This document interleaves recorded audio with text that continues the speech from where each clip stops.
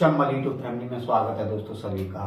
और आज चलते हैं अपन मैथ की तरफ और दो अध्याय के कुछ मोस्ट क्वेश्चन हैं 2024 के लिए और परीक्षा की दृष्टि से एकदम 3 स्टार क्वेश्चन है और आप इनमें से बाहर जाएगा ही नहीं ज़्यादातर, तो आप इनको कर लोगे तो ये क्वेश्चन आ ही जाएंगे 2024 में। तो देखते हैं क्वेश्चन क्या कह रहे हैं। महत्वपूर्ण प्रश्न 2024 और 25 के लिए ये क्या है कि निम्न दो घात बहुपदों के शून्य ज्ञात करने हैं। क्या करना है अपन को? दो घात क्या करने हैं? दो घात बहुपदों के शून्य। अब दो घात क्या होता है ये भी देखेंगे। दो घात यानी जिस संख्या की घात 2 होगी उस दो घात का कोई बहुपद बनेगा है? दो घात बात होती है त्रघात की पूछ सकता है, रेखिक की पूछ सकता है, जिसमें कोई घात नहीं है उसको रेखिक कहते हैं। अगर क्वेश्चन यहां से भी इस तरीके से भी पूछा जाता है कि रेखिक समीकरण के कितने शून्यक होंगे, तो इसका एक ही शून्यक होगा। दो घात बहुपद के शून्यक कितने होंगे? तो सिर्फ 2 होंगे। और त्रघात बहुपद के शून्यक कितने होंगे? तो इसके 3 होंगे। यानी ये परीक्षा की दृष्टि से यानी ये वस्तुनिष्ठ प्रश्न भी पूछे जा सकते हैं, खाली स्थान में भी पूछे जा सकते हैं, एक वाक्य में भी प्रश्न पूछे जा सकते हैं। तो इनको भी बेहतरीन तरीके से ध्यान में रखना है क्योंकि इनके साथ साथ में थोड़े मोस्ट क्वेश्चन हैं। और अब देखते हैं इसमें से सवाल दिए हैं। पहला सवाल, दूसरा सवाल, तीसरा, चौथा, यानी ये 8.2 के यानी दो पॉइंट शायद 2 के सवाल हैं। और ये पहला सवाल है, जो उदाहरण का दूसरा है, जो उदाहरण का तीसरा है, जो चौथे नंबर का सवाल है। देखते हैं इसमें से सबसे पहले अपन पहला सवाल करते हैं। अब पहला सवाल देखते हैं। सवाल कौन सा है? x² 2x माइनस का 8। अब इस सवाल को हल कैसे करेंगे ये देखेंगे कि हमेशा हम जानते हैं यानी कोई एक संख्या है, इस संख्या की घात मान के चलिए 2 है या 1 है या 3 है, लेकिन जिसके आगे जो मान है यानी इस पे कोई मान नहीं है तो क्या माना जाता है? 1। यानी जिस संख्या की कोई घात भी नहीं है तो इसकी घात भी 1 मानी जाएगी और जिसका आगे का जो मान माना जाएगा वो कितना माना जाएगा? 1 ही माना जाएगा। तो हम जानते हैं कि इसका मान 1 और बाकी का कौन है? ये अचर।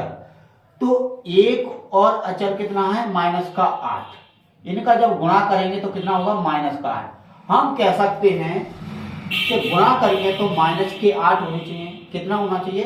गुणा करके तो माइनस के 8 होने चाहिए और चाहे तो जोड़ के या घटा के माइनस के 2 आना चाहिए। तो हम क्या करेंगे ऐसी स्थिति में? 8 के खंड करेंगे। क्या करेंगे? 8 के खंड करेंगे। ये कैसे करेंगे? 2 चौक 8 और 2 दूने 4 और 2 एका 2, इस तरीके से। अब देखते हैं कैसे।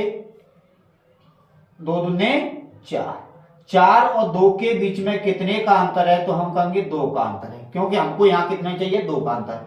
ऐसी स्थिति में हम क्या करेंगे? हम कह सकते हैं 8 के खंड क्या होंगे? तो हम कह सकते हैं 4 × 2 होंगे। लेकिन अपन को माइनस का 2 चाहिए, इसलिए अब मान के चलिए हम इसका माइनस का मान लेते हैं, गुणा करेंगे तो माइनस का 8 तो आ जाएगा। लेकिन अगर प्लस के 4 में से अगर माइनस का 2 भी चला गया तो प्लस का 2 बचेगा, लेकिन हमें प्लस के 2 की जरूरत नहीं है, माइनस के 2 की जरूरत है।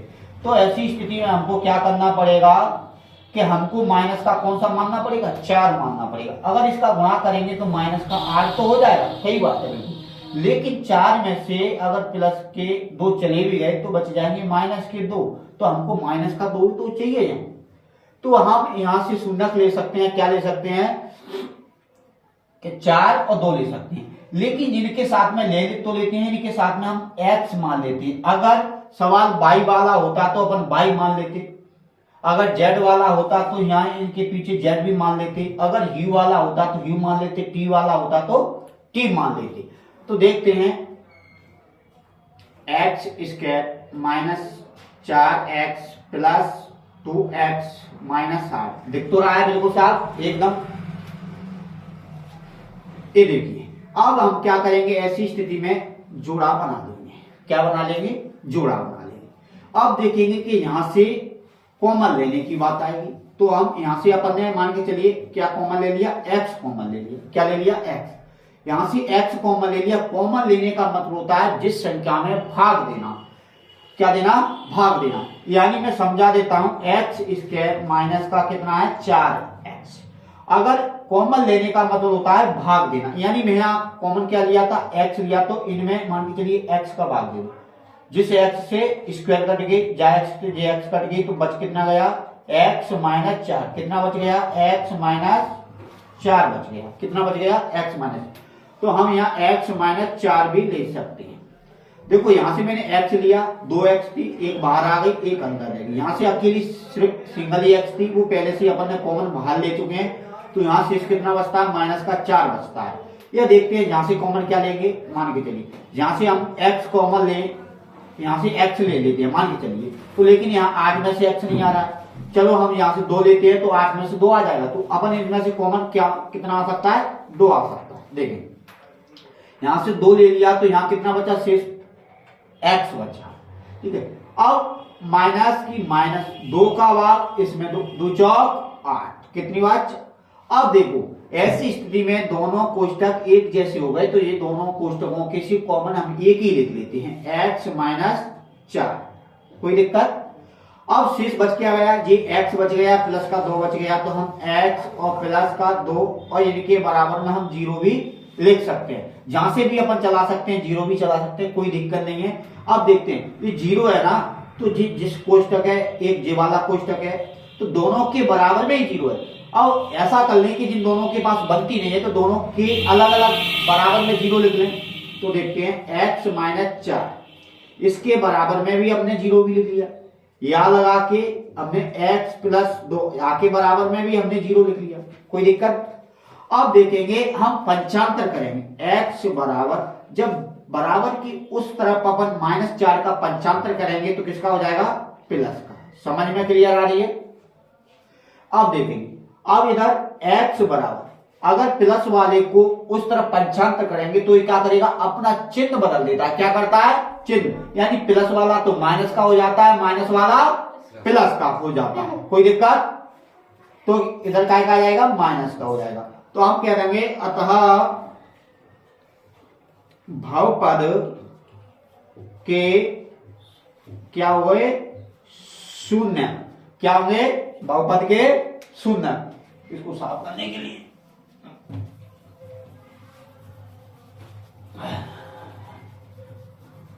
देखते हैं बहुपद के शून्य क्या होंगे, 4 माइनस के 2 होंगे। अगर इस तरीके सवाल को कह दे कि बहुपद के शून्य ज्ञात करें, तो शून्य हमने ज्ञात कर दिए। अब लेकिन इसके बाद में ये कह रहा है कि गुणांकों के बीच की सततता की जांच कीजिए, उन्हें उनके संबंध के बीच की जांच करनी है। तो देखेंगे किस तरीके से करेंगे। जांच करने के लिए हम इसमें सूत्र लगाएंगे, कौन सा, शून्यकों का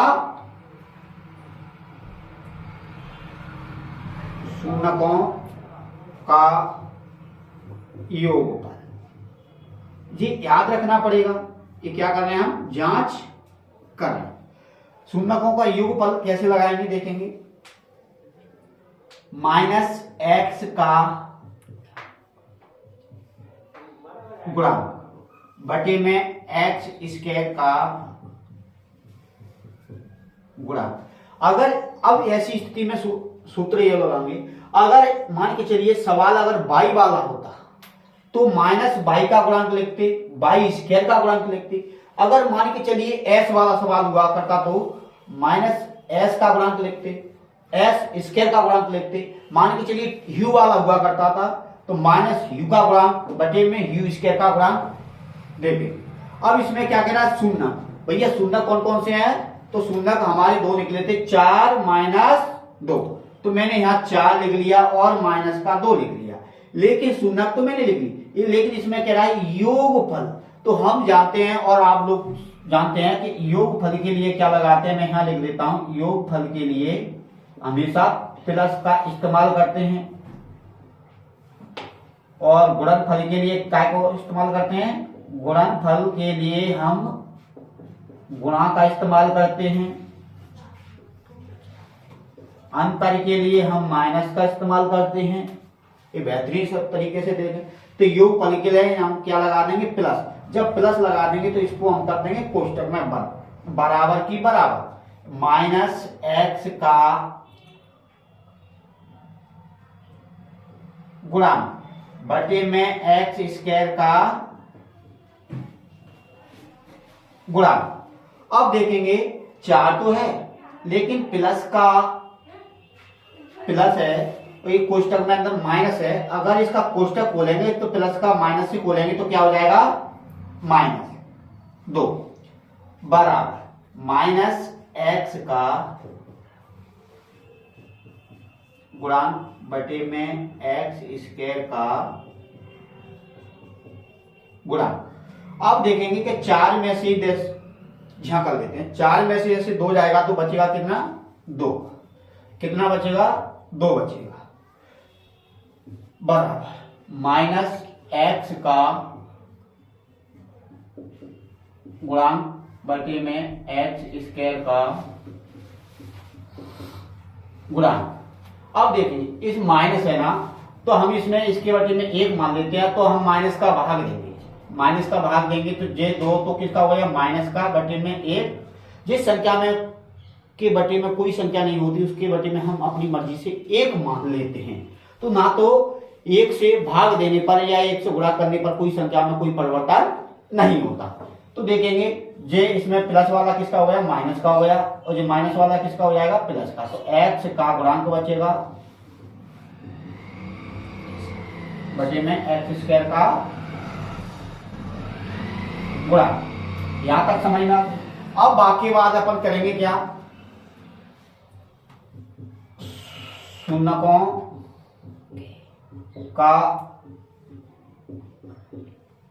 गुणनफल।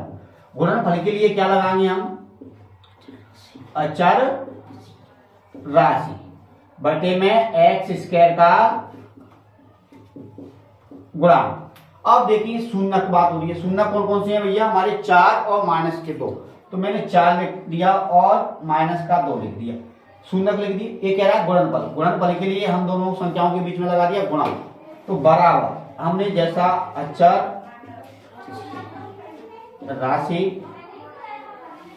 एक्स स्क्वायर का गुणांक, 4 का गुणा मैंने इस 2 से किया तो माइनस का कितना हो गया, 8। 8 के बदले में हम अपनी मर्जी से 1 मान लेते हैं बराबर अचर राशि बटे में एक्स स्क्वायर का गुणांक। ये हमारी जांच, क्योंकि अचर राशि का मान कितना आ रहा है, देखो माइनस का 8, कोई दिक्कत। एक्स स्क्वायर का गुणांक कितना आ रहा है, जो हमने 1 माना तो देखो 1 ही आ रहा है। बाकी बात हमने यहाँ आंसर आया हुआ था कि x का गुणांक, x की वैल्यू कितनी आई थी, x की वैल्यू माइनस के 2 आए थे, एक्स स्क्वायर का कितना आया था, 1 आया था। तो हम कह सकते हैं कि हमारी जांच सत्य है। अतः हमारी जांच सत्य है, कोई दिक्कत नहीं। अगर वीडियो समझ में बेहतरीन तरीके से 0 लेवल से समझ में आई होगी तो वीडियो को लाइक, कमेंट, सब्सक्राइब जरूर करें और शेयर भी करें, इससे और बच्चे भी पढ़ सकें।